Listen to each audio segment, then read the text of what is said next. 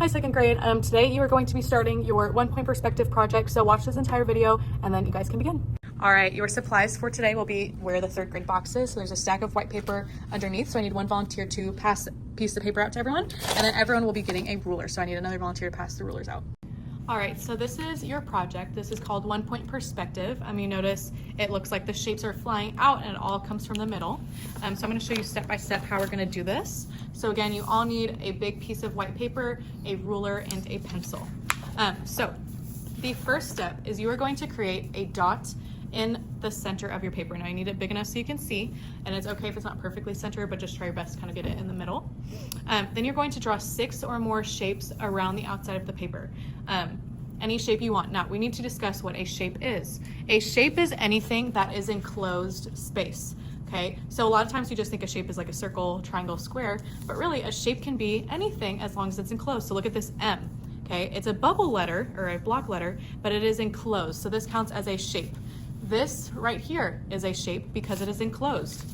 If I wanted to do the most random thing in the whole wide world, but the lines touch, that is considered a shape. Now do not go crazy because the more complicated your shape, the more complicated it all is, but if you're up for the task, you may. So I could do like a V, okay? Now notice this would not count as a shape, okay? Because it's not connected. This would not count as a shape because it's not connected. This would count as a shape because it's connected. Or this would count as a shape because it is connected, okay? But you don't need to go crazy unless you want to. I did have students, they made their entire name as all of their shapes, however you want. So maybe I'll just start simple with a square. Now you want your shapes to be a pretty decent size, not super small, not too big. Remember, 6 or more kind of going all around the outside of the paper. I'll do kind of a complicated-ish one for you guys. Not really, but all right.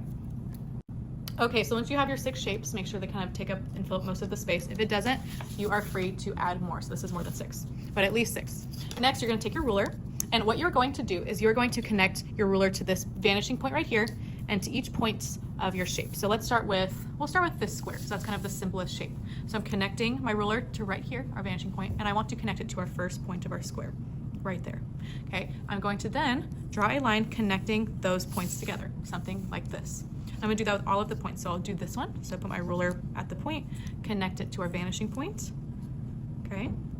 And then connect it together, okay? And you're gonna do this again to this point. So connect them. And it's okay if it's not perfect, but just try your best. Now, you might be like, are we gonna do this one? No, okay? You do not want to do points that you would have to cut through the shape. So notice, if I were to draw a line here, I would be drawing down the middle of my square. I do not want to do that. So you are only doing the points that will not cut through the shape. So that, and that do not cut through the shape. Now I want to move on to round shapes, okay? Obviously these round shapes don't really have points, but you're going to find kind of the widest point of the shape and do that. So this is kind of one of the widest points right there, closest to the vanishing point. So like that. Now I do have a point there, so I can do that point, okay? And that's probably all I can do for the hearts. Now for the circle, it's very similar. Kind of do the more out edges, so you could say, and then connect it that way. Now notice I didn't perfectly line it up to my vanishing point there. That's okay. It's not a huge deal if it's not perfect, but just remember, try your best. I wasn't taking my time. Okay, so something like this. Now I'm gonna show you a more complicated one. This one's a little tricky, okay? Here's kind of our furthest point right here. So I'm gonna connect there to there. We have another furthest point right there. Connect there. Now, we have kind of these curves, okay? I wanna connect the high points too. So I have a high point there, a high point here, and then a low part there. I wanna make sure I kind of add those as well.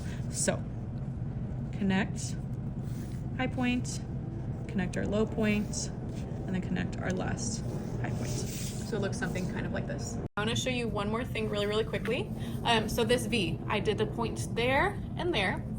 This point right here, if I were to use a ruler and connect to the dots, you'll notice it will cut through the V, okay? I still want to create a line there, okay? But I'm gonna pause before I go through, okay?